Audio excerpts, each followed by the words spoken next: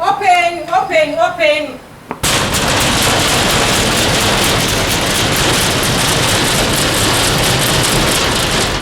Open. Tugende kwetoloza ennyumba yonna ogirabe. Bagibidde emyaka egi 3.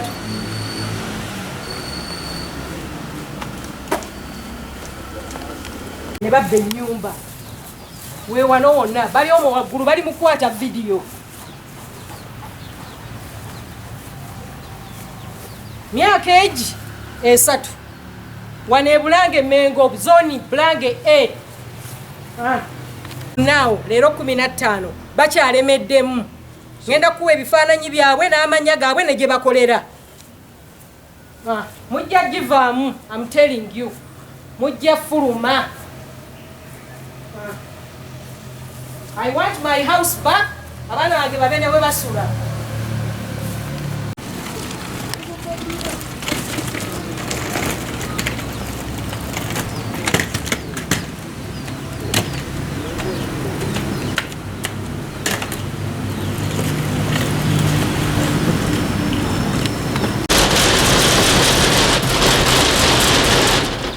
Mugulewo oteekeyo ebintu byange.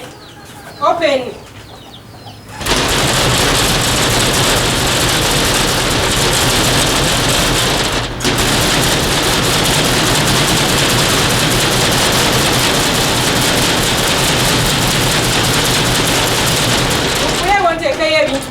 Open.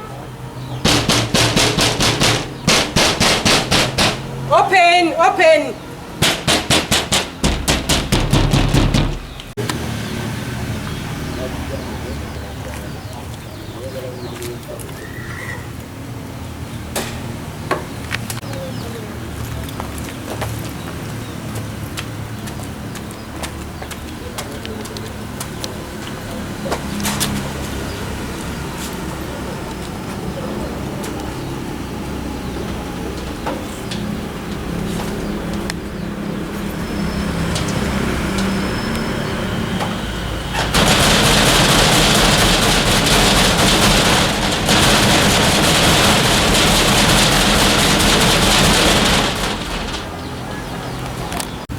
Actually njagala kwera nnyumba kuba bakyafu. Bakyafu njagala kwera nnyumba nyingire.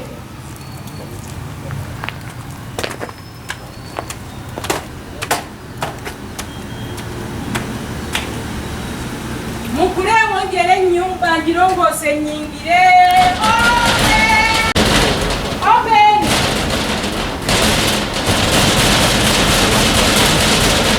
Open! Open! Emuntu isa njagala kulongoosa nina ebyokukola.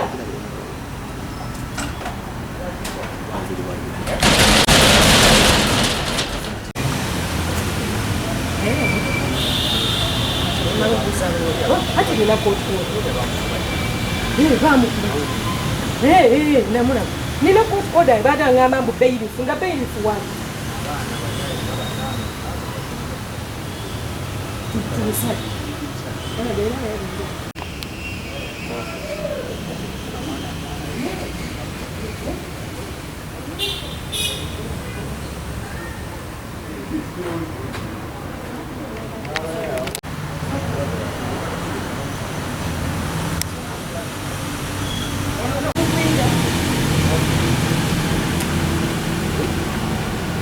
Nyumya.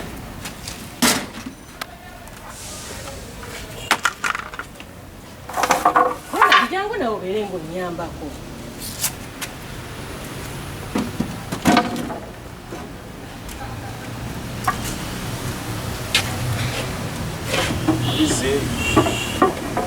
Sirionna.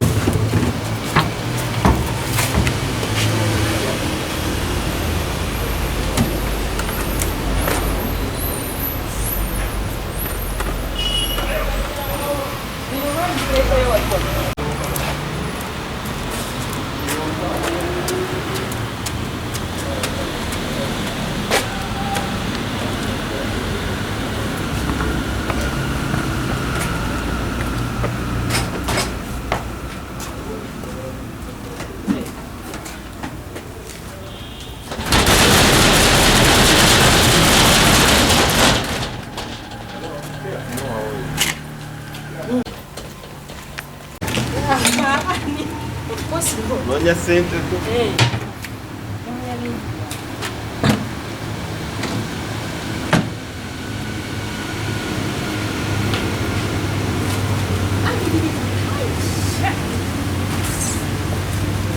Bibudde mazzi.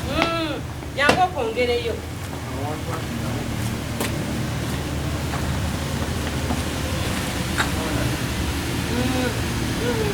Kyokka bambi byabwe nga bato bya memories. Nga biyise pale. Kwesooka okole bigudde wakyaku. Byanike.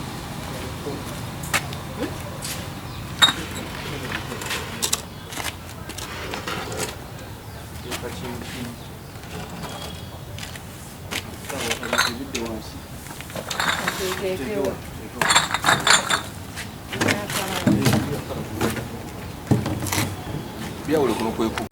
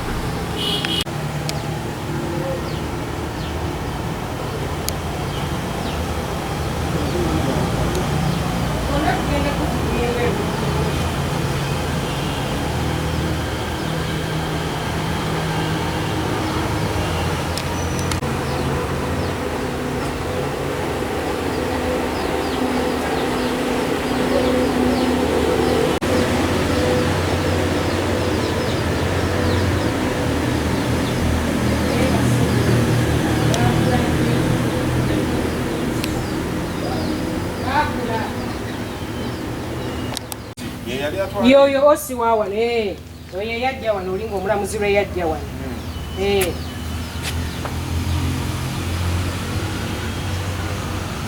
tebatumanyinga batuvuma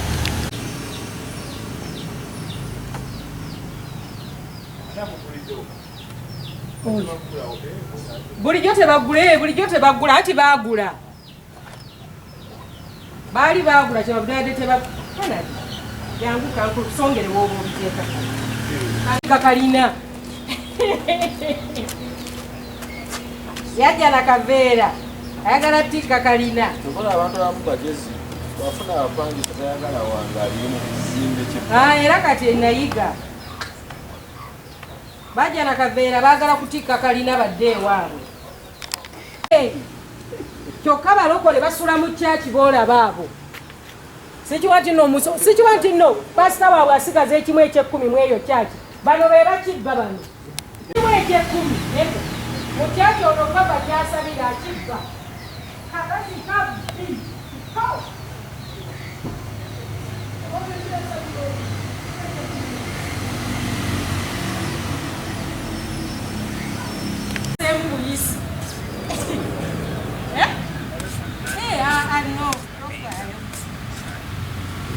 Senior movie, yeah, you say movies. No, I can't go miss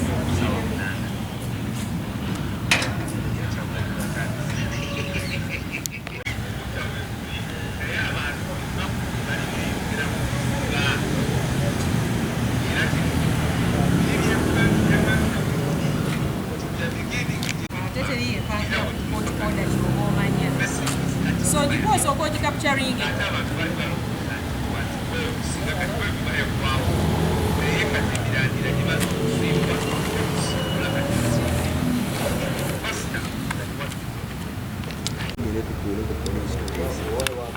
Nga nina order tosobola kunzijja wana muteri njyo nga nina order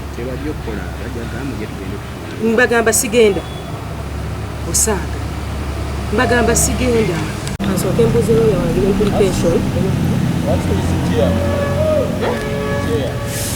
ati bali okugaba kundi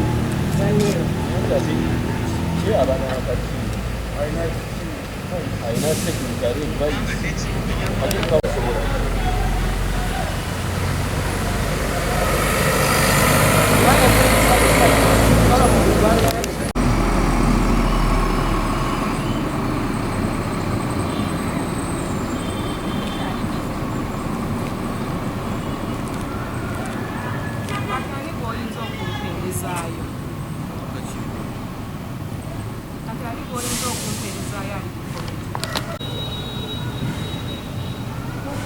nze ngenda kugira ngenda kusala kutinze baganya okugulawo kalisa yatulabye ye n'ayitamu n'agenda naye famire mulimu kalisa ye yayise yakuddewo nga tuti n'ayitamu n'agenda naye famire muli mu nnyumba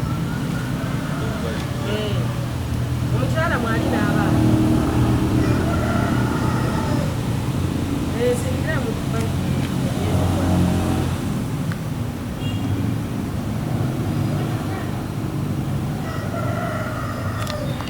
ng'ennyuki wali wagitadde endowooza wabadde wagira ng'ennyuki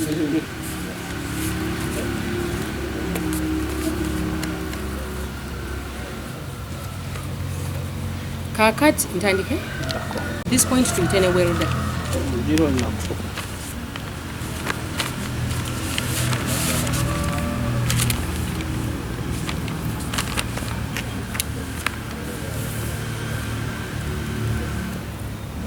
nze Rachel Nampewo ndi mutuuze w'e Bulange Mengo. Wano wentudde ge maka gange agaali gawambibwa okumala emyaka 3 kati okuva November 2021. Abawamba amaka gange baali bapangisa bange. Nafuna obutakkaanya n'omwami ne twawukana. Bwe twayawukanira abo abali mu nnyumba yange abagiwamba kati baali bapangisa bange nga basula wansi nze nga nsula waggulu. Bwe baalaba nvuddewo ne bawamba waggulu ne batwalawo. Bamazeemu emyaka 3 tubadde mu kooti twewuubye omwaka guno gwennyini 2024 nga nnya ng'omusango gumaze otambula okitoba nga nnya omulamuzi wa high court eya family division yajja wano ku kye bayita locus visit najja okukakasiza ddala nti abantu mu nnyumba mwebali era n'asanga nga mwami Kalisa Celestine gwe bayitanga kapo akolera ku Mutaasa Kafeero ne ku Grand Corner level 4 nga mbutuufu mwali ne famire ye mukyala we Vava abagwe bayita Valerie Kubana nga be bali mu nnyumba yange ne famire yaabwe bagimazeemu emyaka 3 tebasasula rent. Omulamuzi bwe yajja wano nga nnyo okitoba omwezi oguwedde n'asala nti baveemu mu nnyumba yange omusango n'agubasingisa n'abasalira okuvaamu mu nnyumba ku lunaku olwennyini omusango baagusalanga 4 November 2024 era n'asala nti baveemu mu nnyumba ku lunaku olwennyini leero 16 leero 15 November aniddemu nange gye mbadde nsula bangobaganya sondeese ebintu byange kuyingira mu nnyumba yange court order ngiina ruling ngiina police ekimanyi RC ekimanyi zize kuyingira nnyumba yange era njagala baveemu.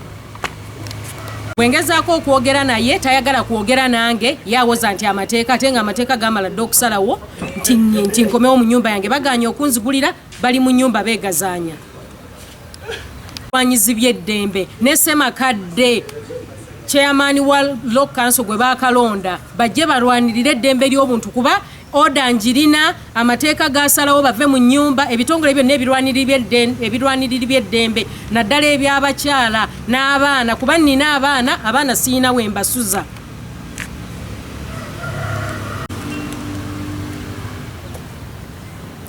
Matthew ndi ku siini nja kuddira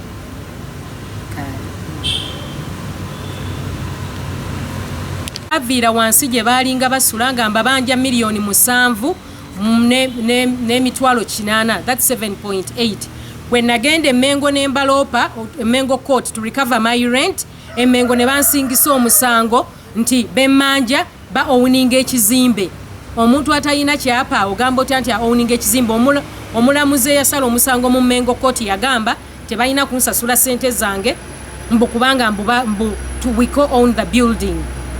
Ne bawamba waggulu bamaze emyaka 3 tebampa rent waggulu bapangisayo miliyoni 2 kati okuva November 2021 paka November 2024 tebansasula nga rent wadde bali mu nnyumba beebasi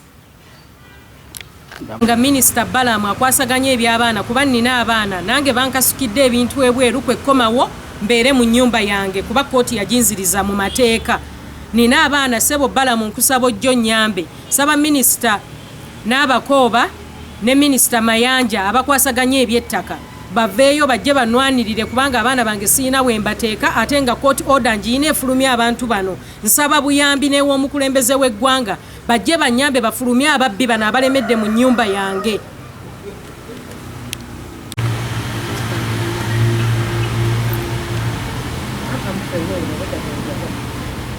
I was even going to court. I was giving my story.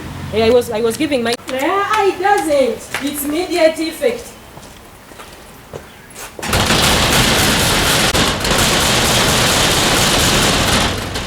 That is my polite way of knocking.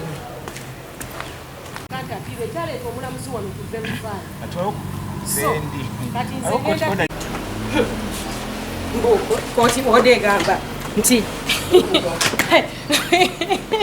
mwave mwayi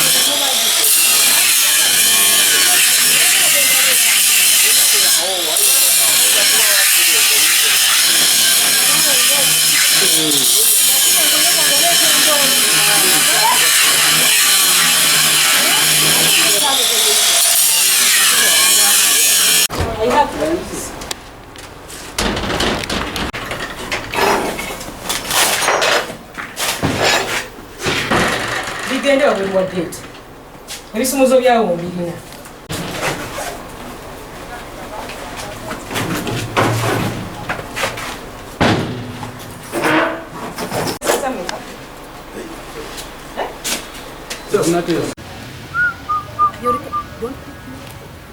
Why are you? You're covering our number. I'm going to arrest you.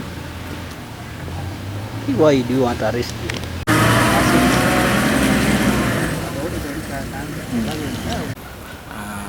Sanzo wano buli kimu ebintu bitabuseemuko naye omukazi byakiraiminga si bituufu.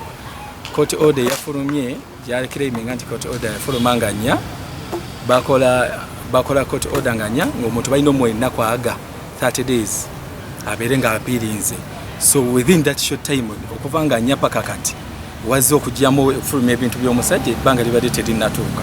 So ekyo kyonna omukazi oba yeesiga ki oba ki naye alabika yegatta ne bbaawe ne baagala okukola ki okubba omusajja naye ng'omusajja akwata sente ze n'agula sheya z'omusajja olw'ensonga baali baayawukana omukazi baayawukana ne bbaawe koti ne batawuluza kati omusajja n'afunako portion ye eya percentage gye yatunda n'aguza mukwano gwange. So ebintu ebyo byonna byonna nga wembisanze byetaaga kweyongerayo mu mateeka omukazi kyakoze kikyamu ebyo byange waffe gy'abadde akoze mu Land Company Advocates era ng'esi twagiwandikidde Inspector General of Police nga twemulugunya ennaku z'omwezi bamuwa abeere ng'asobola tuddirwamu apiiri yaffe okubeera ng'eyita mu bastopinge bino bye badde bakola.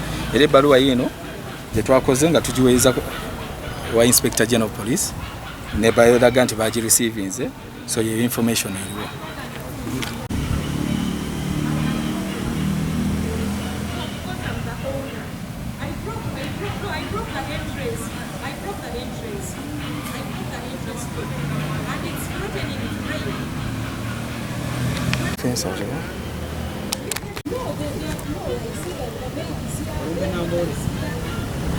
Chacha.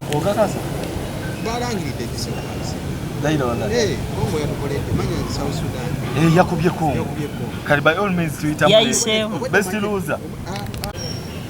Manya South Sudan kongere mekuba South Sudan. Wakonge bakuba South Sudan badeta mu. Ni South Sudan yakoze ekyo. Ate yavudde. Muno nayo batukuba twayise. It is okay. Court order yabagamba mufulumenga nnya mwebase mu nyumba yange for 3 years. No one is in there. Yes, now they are saying there is no one in the house. We are entering with no one in the house. It is okay. They can claim that I stole whatever. You cannot intimidate me. Yeah. Exactly. Let them claim.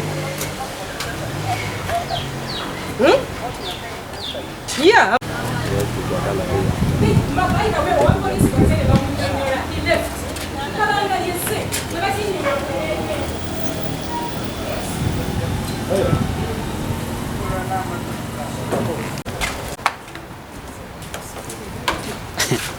Ensonga zammwe.